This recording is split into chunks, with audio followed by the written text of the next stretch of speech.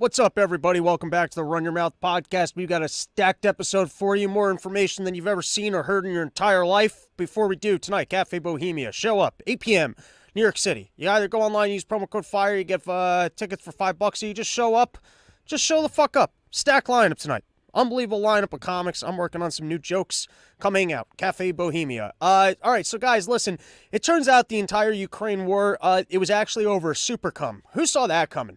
You know, you turn into the Run Your Mouth podcast, you do your research, you're reading about baka roots, your underground layers, where they got all these salt mines, and once you get the salt mines, then you can just run underneath the entire cities. You're learning about these biolabs and missile defense systems and people not having enough bullets, and the entire time it was over super cum.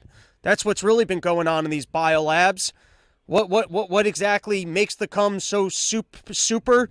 Is this the zombie shit that if somehow somebody stuck this needle of super cum into someone's nuts and then they impregnate a lady, that would be the end of the human race? We don't know. This was only recently leaked that a Russian official accidentally referred to the super cum that's in the airs over Ukraine. So sadly, I'm just teasing the topic. I mean, I got a whole episode that's stacked with real information, 100% backed by Russia. But just because it's amazing, the curveballs, where you're following these storylines for years, and then you get an X Factor, like, wait a second, this war's actually just been over super cum the entire time? I thought this thing was about the Nord Stream pipeline. I thought this thing was about the oligarchs and the elites making sure that, Germany's not going to buy its oil from Russia, because if these two people work together, then that will be the end of the Jews.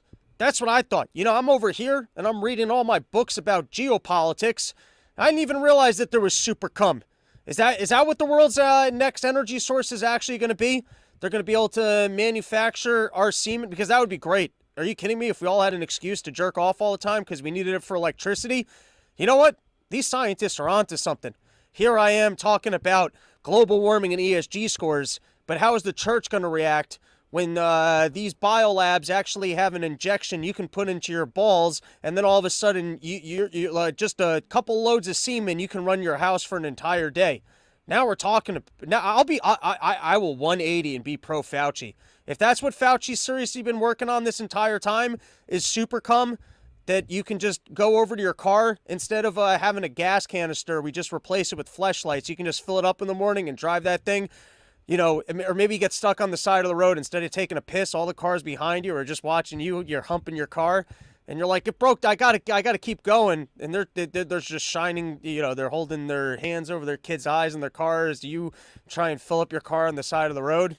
Well, this was a disgusting start of an episode. Let's get into the actual topics, which it's apparently they're turning all the beers gay. I don't know if you guys saw this. This dropped on Twitter yesterday. And by the way, this isn't particularly good for my business, because it used to be like you could be a celebrity and, you could go over to Europe and do some dumb fucking commercial and no one in America ever saw it. Or you could advertise a brand with any given individual and the internet wouldn't know about it, and they wouldn't go onto the internet and go, oh my God, Kratom has been working with Robbie the Fire Bernstein for 3 years. Kratom is a particularly cool brand, as is Sheath, so, they're invulnerable to this kind of stuff because they particularly actually like to support this content. But imagine if Bud Light or someone ended up on, the most offensive podcast on earth, and then all the trans people at Twitter were yelling about it. So this isn't great for my business, that we're now focusing on if advertisers are trying to hit specific subsegments, almost like discriminatory pricing. You ever hear about that? That Amazon is secretly tracking your wealth and value, and if you got more money, they'll show you one price, and if they know that you're poor as shit, they'll show you a different price. It's called discriminatory pricing. I don't know if Amazon actually does that, just like I don't know if Supercom works, but I do know about the concept of discriminatory pricing, of you try and milk people for everything you can out of their pockets. This guy doesn't have that much money, you give him one price. That guy's got a lot of money, you give him a different price. Advertisers are trying to do something similar. You walk into this room and you go, hey, we love the gay community, and then you walk into that room and go, we fucking hate these queers. And then hopefully everyone drinks your beer. But now, as they try and go into one room and pretend to be one thing, the internet pulls it up and goes, look, this guy's a big fat phony. It's kind of like if you were in high school, you're trying to be with the jocks, and you try and hang out with this one, and they go, oh, look, this guy's not really on the football team. He was over there being a ballerina. And then the football team all shows up. They knock on your door, and they're like, is it true that you've been doing ballet with the ballerinas? We've all seen those dumb high school movies. So anyways, the internet's picking up on all this. If you want to go out there and you're a beer brand, you want to be a big fat phony and try and hit some subgroup with some woke-ass bullshit, they're going to find it. So here you go. We can play a little bit of the commercial. You've got the lady from Broad City, which, by the way, this isn't even her brand. I didn't really watch Broad City, but wasn't she kind of like, hey, I drink, smoke, this is feminism, and I'm out here being a badass bitch, having sex with whoever I want, and sometimes this dentist? Wasn't that her brand? When did she suddenly become, hey, we're women. We're all going to dress modestly all the time and be respected? Sometimes it's hard to follow the feminist storyline here of, is it that, hey, we can be sluts just like the dudes, or we're going to be wholesome and you're going to marry us and I want to stay home and cook and raise a family? I don't know. Feminism gets confusing, but we can watch a little bit of this and then talk about the only logical way to respond to this Here's situation. a little known fact. Women were among the very first to brew beer ever. How did the industry pay homage to the founding mothers of beer? They put us in bikinis. Wow. Look at this wild. Not sure exactly what the issue is, but what I can tell you is that they're turning all the beer gay. We're going to live in a world where men, we can't drink beer, and then they're marketing it to women, and so then women are going to start getting fat, and then we're going to have no choice but to have sex amongst each other. It's getting confusing out there. Men are turning into women. Women are becoming the beer drinkers. They're getting all fat, growing guts with the beer, and we're going to have no choice but to have sex with other men. They're going to leave us no choice. Is that the world that we want to live in? I could see the commercials already. In a world where a man couldn't drink beer anymore, they turned my Budweiser gay. You know what this feels like? It feels like in a cop movie, like that one with Al Pacino, when they go into the restaurant and they're taking bribes and they're like, we're going to need you to take this bribe too. The rest of the guys aren't going to feel too comfortable if everyone else has been bribed, but you haven't been bribed. It almost feels like Budweiser, Bud Light, Miller Lite, Adolf Coors. You would have thought at least Adolf Coors could continue to be respectful of traditional male values and hate minorities. You would have at least thought Adolf Coors would have been on board with not going woke. But even Adolf Coors has converted, and he's gone the way of Bud Light, where they all got in a room and they're like, listen, I'll advertise to the gays if you advertise to them. And then they all were like, all right, I guess we're all doing this now. I guess we're all going to give up our business altogether. Let me tell you, entire country's going to end up drinking Yingling. If I was Yingling, I would just do a campaign. We're sick of the bullshit too.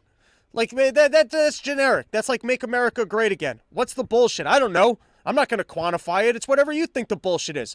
Maybe you end up in a gay bar. Everyone's slugging back Yingling because they're like, we're sick of the bullshit too. Enough is enough. Hey, if you're out there, you want to buy that campaign for me, it's trademarked. robsnewsroom@gmail.com. The We're Sick of the Bullshit campaign. Or maybe just Kid Rock come out with Kid Rock's Crispy Lager, America beer, put a big old fat eagle on the front of it, but an overweight one to really represent America in 2023. All right, here's what I'm going to do, because I know all of you guys are out there and you're not sure what beer you can drink without plaguing your allegiance to gayness. I understand the issue that's front and center for all Americans listening to this program, which is why you should just switch over to YoKratom or YoDelta.com. No one will ever accuse you. You can have those two things in the same evening. Be responsible, be over the age of 21. That's not a recommendation. But I'm just saying, you go to YoDelta.com, you can get yourself gummies to be high for an entire summer in a single bag. So that's really what you should do. You should just step up your game. Be done with the beers, which have turned their back on you, especially with the advertising they're doing, and support the only sponsor that supports this show, YoKratom, YoDelta.com. But anyways, if you're out there and you're trying to figure out at a summer party what beer you should drink, I'm gonna drink whatever the Patriot Fund people are drinking, because those guys are cool. Maybe I'll take a workout class from one of those guys, figure out how they can make their butts look so nice in khaki pants. I feel like that's the only move at this point. One of those guys from the Patriot Front, FBI people, got to come front and center. They're out there having cookouts, pretending like they're protesting. What beer are those people drinking? What's gonna be cool again? All right, I feel like we've fully covered the gayness of Americans' beers, and the Germans who are secretly adding more fluoride to it so that, we all, I don't know. I'm done with this topic. All right, let's take a couple comments, then we'll move on. Electrolytes. I could go for an electrolyte beer. That sounds like a good idea. Tommy 2 cents. Robbie, I could power the Eastern Seaboard. There you go. That guy's getting after it. Red Muskrat. It's time. Forest Mommy. Yo Kratom supplements for Super Crumb. Now we're on to something. All right. Tommy 2 cents. If the Super Crumb works out, they'll be trying to milk you for something completely different. All right. What else we got? We got all sorts of stuff coming at you. Next topic on my list. Oh, dude, I'm training for porches. I'm getting heavy. I'm putting a little bit of a gut on to make sure that this is how I'm solving my my stomach problems. I just eat unhealthy at home, and now I'm back. I got a stomach of steel again. I'm adjusted. You just got to push through. If you're out there and you got IBS, just eat more fried food at home until you get to a point that your body's just used to it and can process anything. But I'm reconnecting with porches. I'm getting ready for summer porch tour season. And let me tell you this. Firstly, I spent all day Saturday on my porch, sitting out there, getting hammered, eating Yo Deltas, smoking cigarettes, watching television. I took a day off from life just to reconnect with my porch so I could get ready for summer porch tour season, which you guys should be doing that too. If you think you're just going to enjoy porch tour without having spent some time outdoors connecting with porches, it's not going to happen. You got to put in some work. You got to spend a little bit of time connecting with your porch. And I'm telling you, I'm going next level. I found a friend of mine who's going away from the summer. I might rent and move onto his porch for the entire... I'm going to become invincible. Are you kidding me? If I start camping out on my friend's porch all summer and just working out of there, I'm writing jokes from porches, performing on porches, we are leveling up. Guys, porch tour dates are going to be released soon. I'm going to be playing most of the country, and I'm trying to turn these into 3-day weekends. You don't have to actually have a porch, but if you're about 3 hours from any of the locations on my list, hit me up. It's about backyards. It's not like it's nice if you got a porch, but it's about backyards. It's about being outdoors, hanging out with people, making friends. I've got lifelong friends from Summer Porch Tour. So, let's go.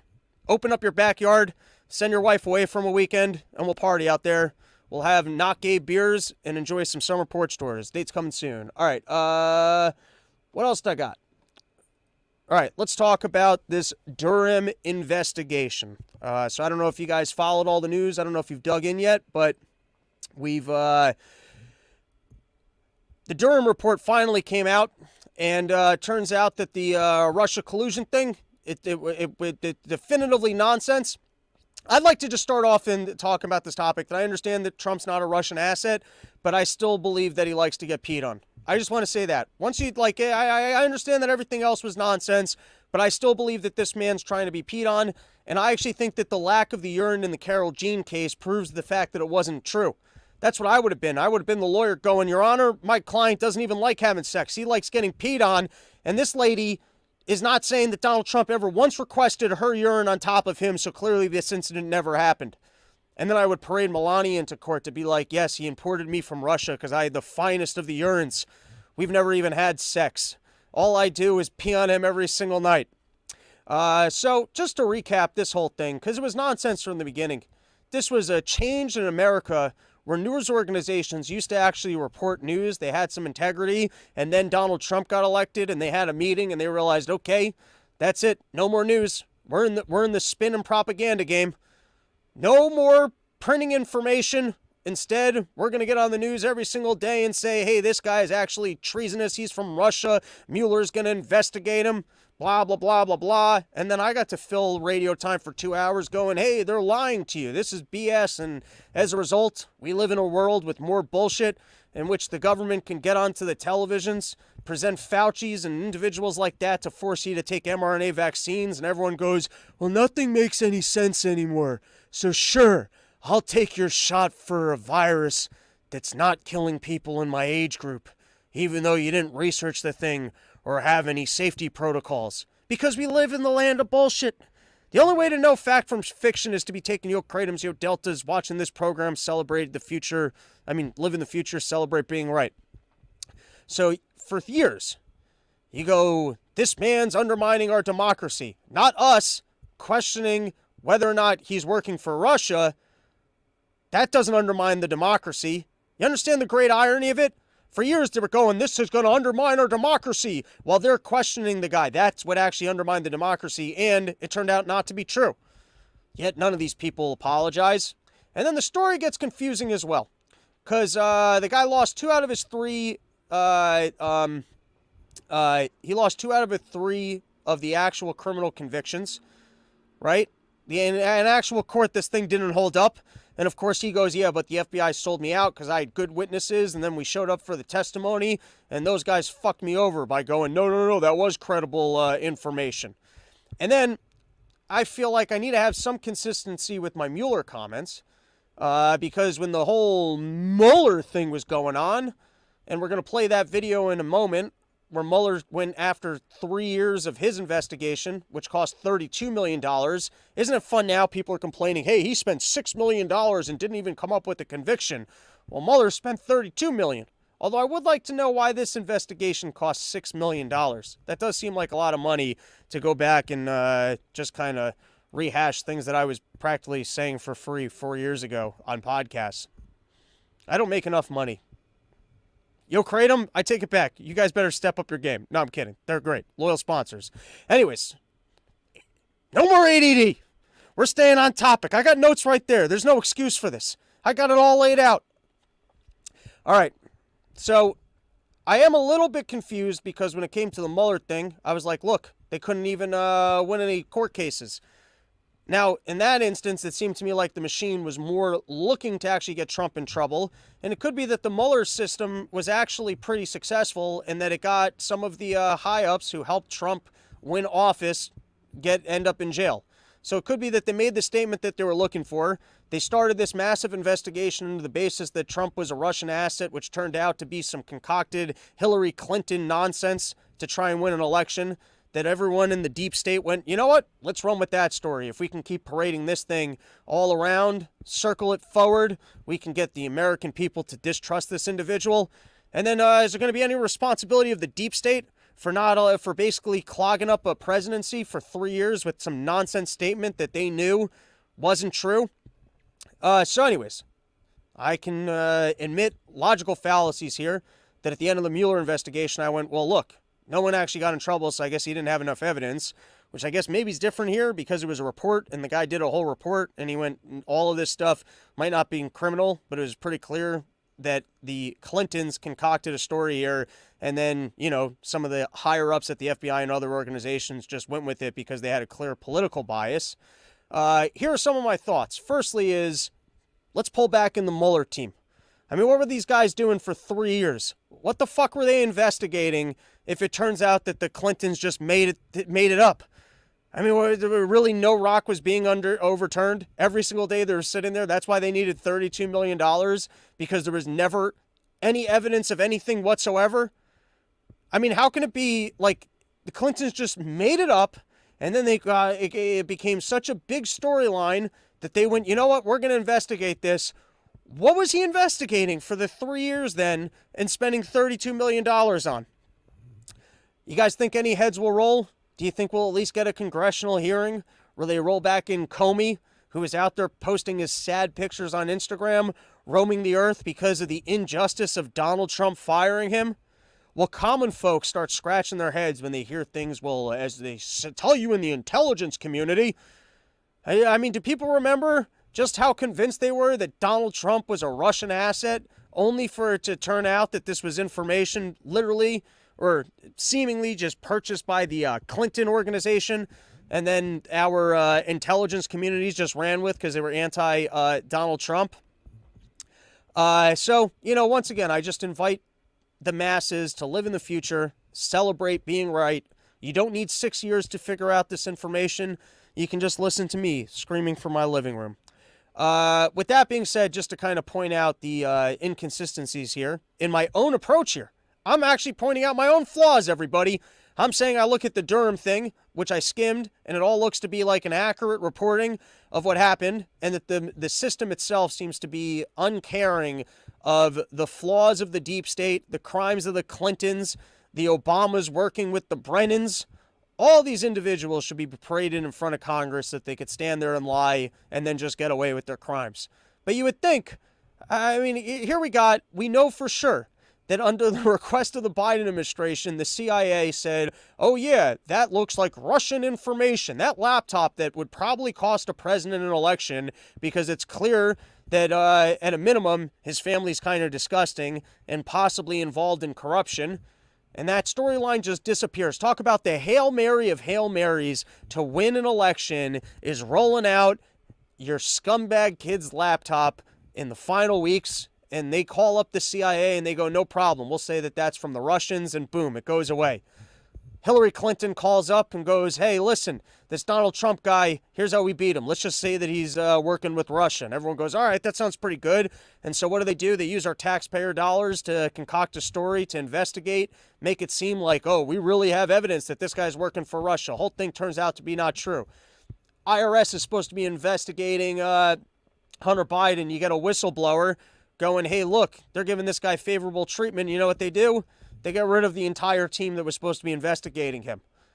I mean, at what point do people look at this this machine and just go, I'm calling malarkey on the entire thing? All right, but anyways, in terms of referencing my own inconsistencies, because I defended at the end of the Mueller investigation going, hey, look, these are prosecutors, and they didn't even come forward with enough information to present a case, so it's clear that he's completely off the hook. And then I guess if you go with the Durham thing, you go, yeah, this was clearly all made up and it came from the Clintons. I guess now there's a question of if the Durham thing leads to any prosecutions in any capacity, but it sounds like everyone did a good job of wink nodding, crossing their T's, making sure that they didn't actually get busted doing any illegal activity, except for, I guess, the person who, but then you gotta review the laws. If someone running for office can call up his friends at the CIA and then use the machinery of the CIA to paint his opponent as if they're a Russian asset, a foreign spy, and then we put millions of dollars and a ton of resources into that, I don't know. Isn't that a problem? Then don't we need a new law that would prevent that? The same as they changed the laws after Donald Trump tried to pretend like he won the election and that he was going to bring forward new delegates. And I know that they changed the law on that. I remember the headline of that they changed the law. Don't you need some change of laws here? Maybe people running for office shouldn't even be allowed to correspond with the FBI or CIA. Like maybe there needs to be like a specific protocol for how they're even allowed to interact. I mean, why, if you're working at the, if you're trying to run for office or trying to get the job, why you got to correspond with people at the FBI anyways? It sounds like the only reason that you would is if they're going to give you some information that's going to help you out. Why you got to interact with people at the CIA? I mean, I get it. Once you're in the job, that becomes your job. But while you're running for the job, doesn't even sound like you need to communicate with these individuals. All right. With that all being said, let's give this a little bit of a watch. Not going to play that much of it because I still got a lot more than I want to cover. They had been given by the Trump campaign chairman, Mr. Manafort. My colleagues will probe the efforts undertaken to keep this information from becoming public, but I think it's important for the American people to understand the gravity of the underlying problem that your report uncovered. And with that, Mr. Chairman, I would yield back. Gentlelady. Good morning, Director. If you'll let me quickly summarize your opening statement this morning. You said in Volume 1 on the issue of conspiracy, the special counsel determined that the investigation did not establish that members of the Trump campaign conspired or coordinated with the Russian government in its election interference activities. And then in Volume 2, for reasons that you explained, the special counsel did not make a determination on whether there was an obstruction of justice crime committed by the president. Is that fair? Yeah. Yes, sir. All right. Now, in explaining that special counsel did not make what you called a traditional prosecution or declination decision, the report on the bottom of page 2 of volume 2 reads as follows. The evidence we obtained about the president's actions and intent presents difficult issues that prevent us from conclusively determining that no criminal conduct occurred. Accordingly, while this report does not conclude that the president committed a crime, it also does not exonerate him. Now, I read that correctly? Yes. All right.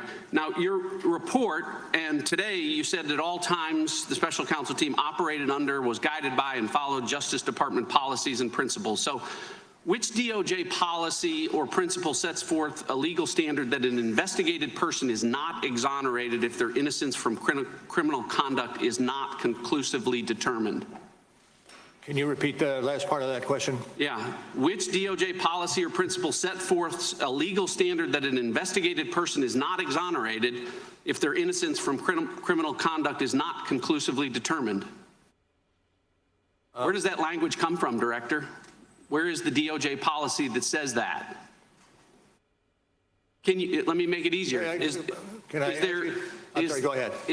Can you give me an example other than Donald Trump where the Justice Department determined that an investigated person was not exonerated because their innocence was not conclusively determined? I cannot, but this is a unique situation. Okay, well, you can't. Time is short. I've got 5 minutes. Let's just leave it at you can't find it because I'll tell you why. It doesn't exist. The special counsel's job, nowhere does it say. So let's pause here. For the sake of consistency, you know, I guess in that case I said, hey, listen, you guys spent 2 years trying to find evidence on this guy. You didn't come up with enough, and so you're not even pushing a prosecution. Now, maybe he was actually tasked with the prosecution, whereas Durham was just writing a report, and then other people can decide whether or not to prosecute.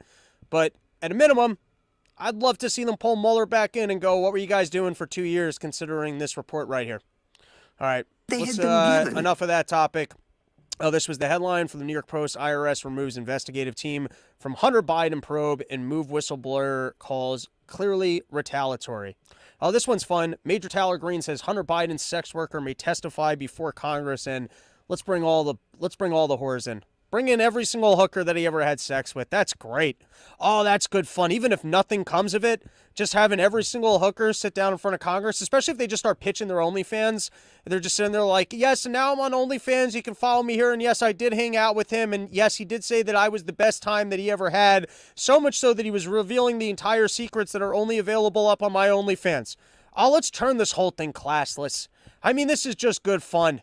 Let's also bring in that Chinese spy that Sowell's having sex with. Let's bring in everybody that everyone's having sex with, and maybe that will actually be the way that we uncover crimes, is because who knows what was said to a hooker while Hunter Biden was having crack. I mean, if we're going to get to the bottom of this thing, bring every single one of those ladies in there, dress them up either the way they were the night that they were hanging out with him, because that could be more fun. That's going to get eyeballs. Turn it into a real Jerry Springer show. Make them wear the exact hooker outfits they were when they met Hunter Biden so you get the full context of how they were hanging out. And my God, if that actually reveals any secrets about the guns he was holding, the drugs he was doing, you know, because when you're doing crack and you're hanging out with the hooker, you're gonna want to talk. You're stressed out. You're gonna talk about the business dealings. Hey, I'm over here and I gotta pretend like I understand oil with the Burisma thing, and my dad, I'm paying him 10%. I can barely even get him on a phone call to affirm whether or not these other bribery deals are going on. I mean, can you imagine if every single hooker came in and actually had a sick memory and could really tell you all the details of the financial transactions? Oh, that's some movie shit right there. Yeah, I remember. He was putting it into bank account. Actually says the bank account number. Or yeah, no, I very specifically remember him talking about the problems he was having with the big guy, Joe Biden. At a minimum, good times. Next up, Washington Post. At the border, a reset but no surge is the headline. And then below, the Title 42 policy's expiration unlawful topped 10,000 per day. But, you know, no surge going on. Title 42 is getting a little bit confusing because they're saying that people were rushing in because they wanted to get in before Title 42 was ending, because before it was ending, you weren't actually, there was no criminal accountability if you were caught. You were just sent back, so you could kind of keep retrying. To me, the takeaway here is if that's the case, because I actually don't fully know. You see pictures as if the Biden administration is actually colluding with smugglers and just bringing people over the border. I see crazy videos. I don't know. Maybe those were prearranged, whatever, at fences of people opening doors. I can't fucking tell. And then you're hearing so that there was this massive rush of people trying to get in before Title 42 was ended, and now they're looking to see. But you know what I'm hearing? Is that if there's actual problems and repercussions for trying to sneak over the border, it sounds like people aren't trying it. So I guess if Title 42 was actually increasing it because there was no potential legal repercussions for sneaking over the border, well, then it sounds like you got your insight that there needs to be criminal repercussions. I don't know. It's like it's one of these confusing storylines here where, you know, they're telling us oh my God, Title 42 is going to end and it's going to be a disaster. And then they go, oh, look, it ended and it's actually better. Well, can you just look at the incentives of the two laws and then figure out what the law would need to be so that people don't want to come here?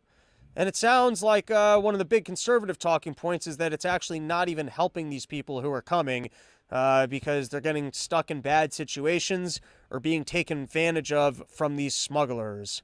All right. What else we got? This one's just a quick snapshot. I got 2 quick snapshots for you guys. But before we do, sheathunderwear.com. It's the summer months. Your balls are sweaty, stinky. Things are getting all over the place. You got swamp ass, and I've got your solution at sheathunderwear.com. Use promo code RYM. You get yourself 20% off. Show up to Summer Porch Store in your sheaths. You know, it's mostly all men, so you're not going to creep anyone out, and maybe the one lady there will go, hey, this guy's filling the sheath bulge more than any of these other dudes, and then there you go, because that's the way Summer Porch Store hookup should win. Whoever's got the biggest junk takes the lady. I'm okay with that system. You know, unless you show up with like a Rolex and the keys to your Ferrari to go, listen, his dick's bigger, but I got the bigger bank account, and I'm sure that the one lady who probably isn't single that shows up to these things would be game for this system. So, and that's what Sheath Underwear stands for, is that the guy with the biggest bulge should get the lady. So sheathunderwear.com, use promo code RYM, you get yourself 20% off the greatest underwear that's ever graced the balls of man. All right, Sheath Underwear. So we've talked quite a bit about potential currency problems for the U.S. dollar. Now you got your people out there going, this thing's king turd. There's no other options. Every other currency is even worse. You're telling me China, the people that have been purposely trying to keep their currency cheap so that they can have more exports, is suddenly going to become the currency of the world? You're telling me that China, this overdeveloped country with centralized everything in pure socialism, the world's going to trust that more? Or what? You're telling me that the Chinese and the Russians and all these people are going to get together and actually pull off some sort of gold-backed currency that people want to use? That's what everyone's claiming. Listen, there's so much debt in dollars. Everyone else is so untrustworthy that the United States government can continue to be the reserve currency of the world. Everyone's going to use it, and we can keep spending more money than we got and sending that inflation overseas. That's what they keep telling you. And then I was going, yeah, but with all these sanctions, aren't we going to force people out of the U.S. dollar? If we force people to not be able to use our currency, it feels to me like we're just letting them out of jail. That's the power that we have, is that they've got no choice but to use our currency, and everything else is almost a game, because at the end of the day, they got to use our currency, and so we can steal some money from them and export some inflation.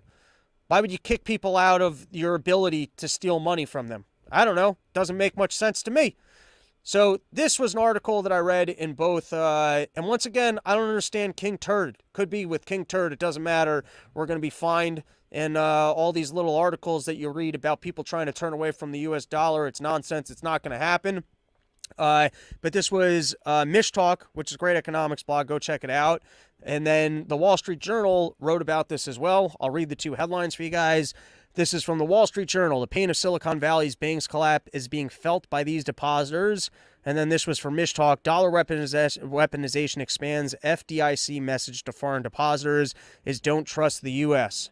So apparently, when Silicon Valley Bank went under, and they had their division that was out in the Cayman Islands or whatever, all the Chinese and foreign people that had their money in that bank, boom, swallowed right up.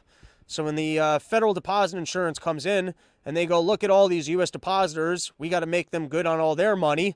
Well, that's for the U.S. citizens. But for these other people, when the bank went up and it was a Ponzi scheme, they just went, well, fuck these people. And the problem with that is that if we continuously have our banks going under, going all the way back up like a house of cards until we're all at JP Morgan, because there's no yield in the system. Why am I keeping my money at the bank when I can just put it into a high-yield savings account? They're going to pay me 5% a month. I can put it into a bond. I'm going to make 4% a month. So everyone's pulling their money out of the banks at the same time that their debt holdings of bonds are going down. Banks are fucking just boom, boom, boom, going up, collapsing. The whole system's coming apart. And you know what you need when the system's coming apart? You need more deposits. But how are you going to get more deposits if people in the international markets are going, well, I don't trust you, because if this thing goes under, you're going to return all the money to the Americans and not to me. Now, how much money in American banks how much liquidity is being injected because of foreign deposits? I can't answer that.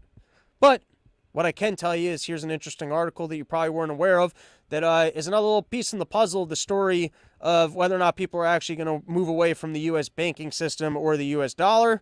Not saying it's going to happen. Just saying this was another little piece in the puzzle and bringing it to your attention because you don't read as much as I do and you weren't even aware of it.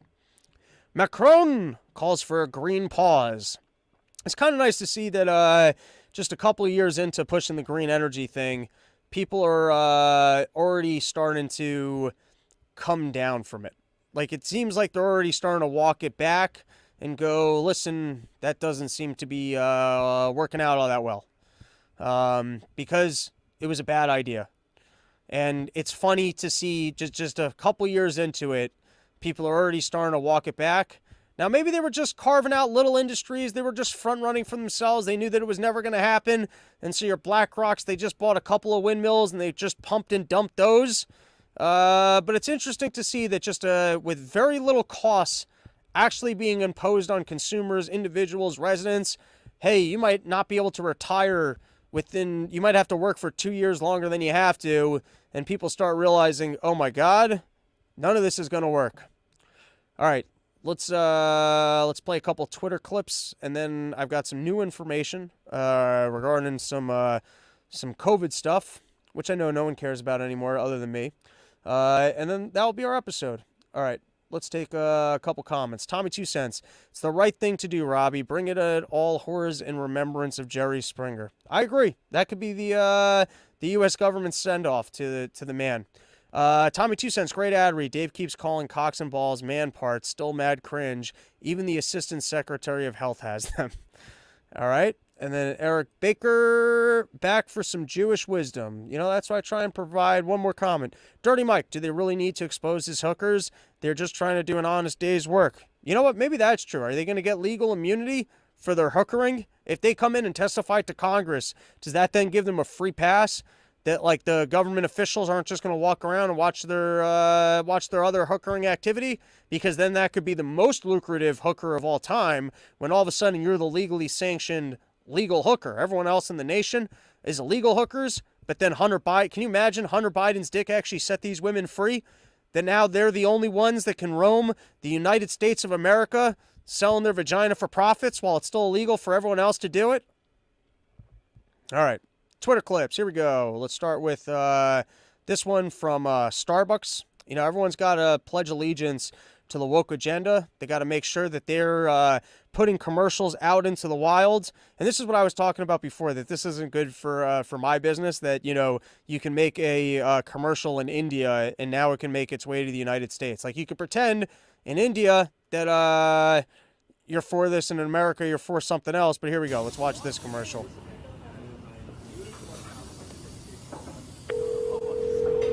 This thing's going to play for 2 minutes. I'm going to go take a piss while it does. You guys can chat amongst yourself. I'll be back shortly. सुनो, इस बार गुस्सा मत होना please.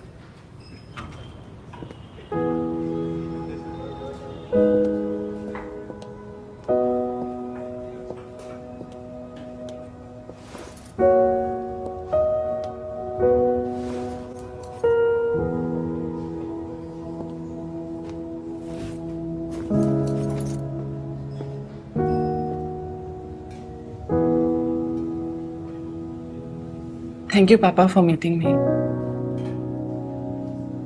I know बड़े साल बीत गए, लेकिन आप आज भी मेरे लिए सब कुछ हो।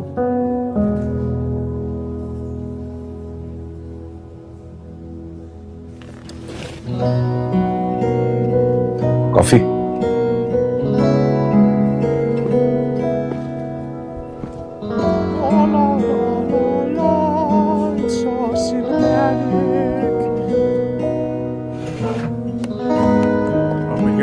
तेरी आदतें नहीं बदली।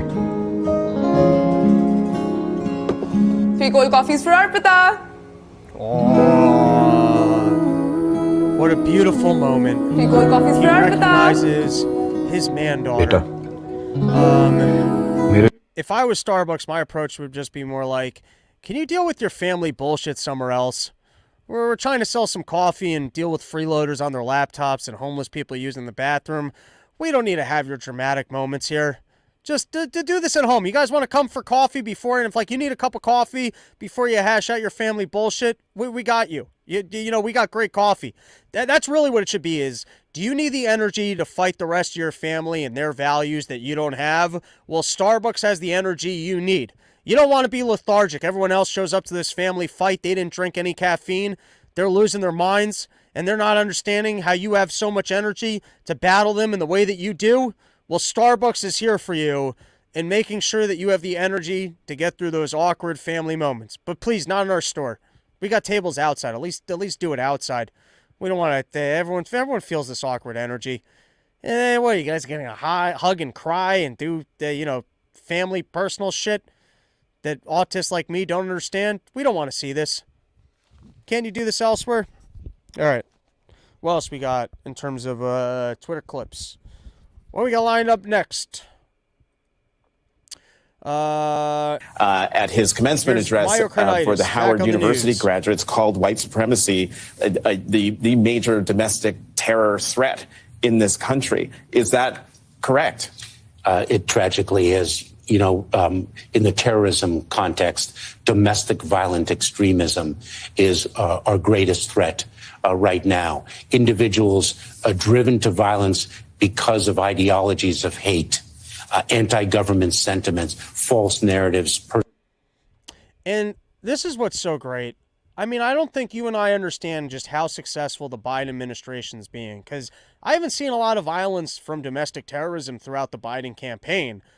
So really, think about how successful they've been in terms of curbing the biggest problem. I mean, Biden's in the Oval Office every day fighting for the soul of our nation. As far as I can tell, we haven't died yet, so he's kept the soul here. And we also haven't had a single instance of domestic terrorism.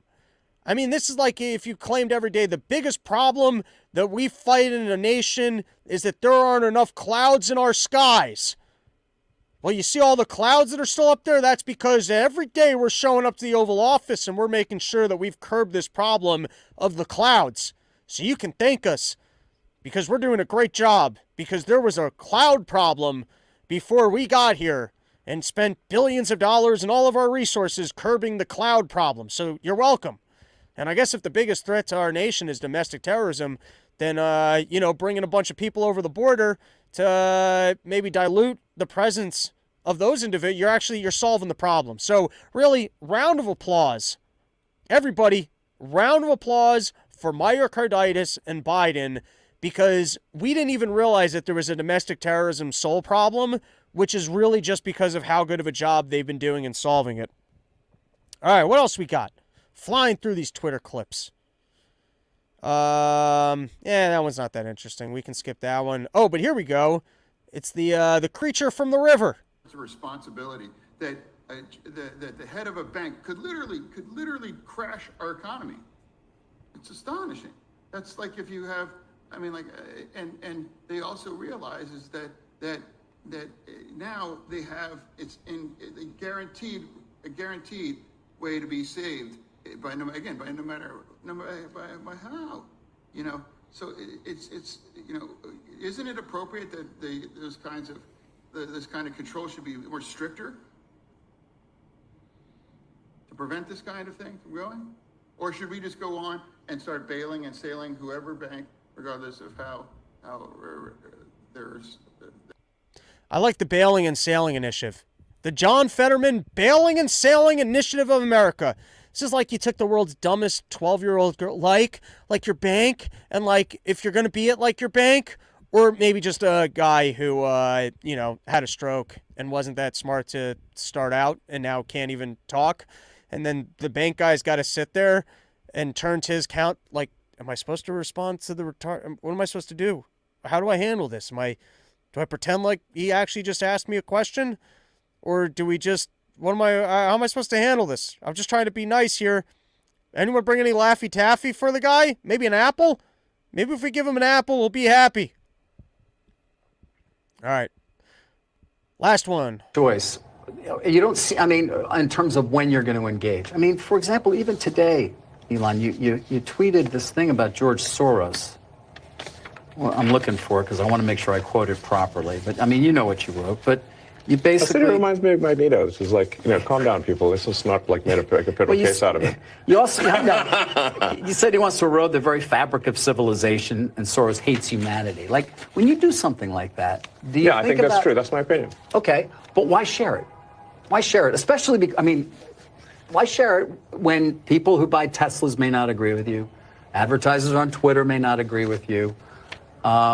Why not just say, hey, I think this. You can tell me. We can talk about it over there. You can tell your friends. But why share it widely?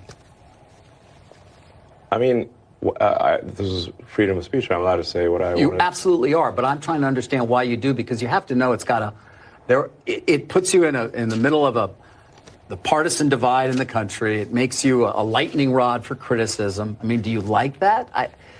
People today saying he's an anti-Semite. I don't think you are. No, I'm definitely. I'm like a pro-Semite, if anything. I believe that probably is the case. Yes. But why would you even introduce the idea then that would be the case? I mean, look, we don't want to make the. All right, I'm going to pause here. 2 takeaways. One, and it didn't happen yet, but I love the Elon Musk pause. You got people like me trying to pretend like we're smooth all the time, fast talking, hopping right into answers, just talk first, see if maybe I actually think of something while I'm rolling. But then Elon Musk, isn't that great when people recognize you as being so smart that you don't have to actually be smooth, and so you can just sit there and people go, oh my God, the wise sage is really picking his words. I love it. That's such a great strategy. Just sit, pause. Don't be like, people already recognize you as being smart. You can take as much time as you want coming up with an answer, and no one will go, oh, look, this guy's an idiot. He's not fast on his feet. It's like the total opposite of what we do in every political debate anywhere else. And I guess that's what happens when you're the richest man in the world and people recognize you as bright, is that you can have the confidence to just go, I'm going to take a second on that one. All right, that was point 1. Point 2, which is the more important point, is at least Elon Musk is a single individual when he's making these comments. How come we're not asking the exact same questions to all of these corporations who seem to be taking a stance on social issues? I mean, this is exactly the complaint with the ESG and whatever else other nonsense is. Why are you guys alienating some of your customer base when you can just be out there making profits instead? And is Elon's opinions more reprehensible than Bill Gates' vaccine-pushing opinions? Now, I understand maybe Bill Gates is not still active at Microsoft, but I'm just saying, isn't it interesting that the corporate media only seems to take issue with Elon Musk expressing his personal opinions, which is not, to me, nearly as bad for a corporation as the actual corporation expressing an opinion. Like when Disney actually expresses an opinion about abortion or otherwise, isn't that going to alienate all the conservatives that like to come to their theme park? Why not just run a theme park? Why are you only asking this question of Mr. Musk, who actually is now in the business of free speech? His actual business model now, or at least in regards to Twitter, is, hey, look, we've got a free speech platform. I'm the first. So in his case, his actual, or at least part of his business model, I understand that it's not quite as profitable as Tesla, is directly in him talking his mind. And if anything, he owns his own engagement, that if he's being interesting on Twitter and courting people to to Twitter, court attention at all costs, something I haven't been great at, but I was actually thinking about before the episode, because I want more people watching this. It's from Robert Greene's book, if you never read it. But I just thought it was interesting that I've never seen this asked of any of these other CEOs who are playing the ESG game. All right, and now we are going to come down from Twitter. I'm sorry. We are going to come down from the YouTube channels, because I got one last topic that I wanted to discuss. Colorado man allegedly tries avoiding DUI by switching seats with dog. And that's not a DUI thing. That should be an advertisement for marijuana in Colorado, that a guy thought, he might have thought that the dog was driving, so he might as well be at the steering wheel. He'd be like, you don't understand, I know I'm drunk, but that dog was actually driving this car with his mind. All right, so this is a Wall Street Journal opinion piece. Officials neglect COVID vaccine side effects. And even though everyone's moved on, We'll come back to the last page here. Hold on. Sorry, everybody. We're going to come down from the YouTubes, and we're going to address this last topic. Once again, Everybody, come check out Summer Porch Store. Dates are going to be up later this week. If you got a porch that's about a 2-3 hour ride, different city than the location, you don't even need a porch. You just need a backyard and either to not have a family or a family that's cool that you can send elsewhere, and then we can throw a party in your yard. All sorts of dates coming at you, coming down from the tubes.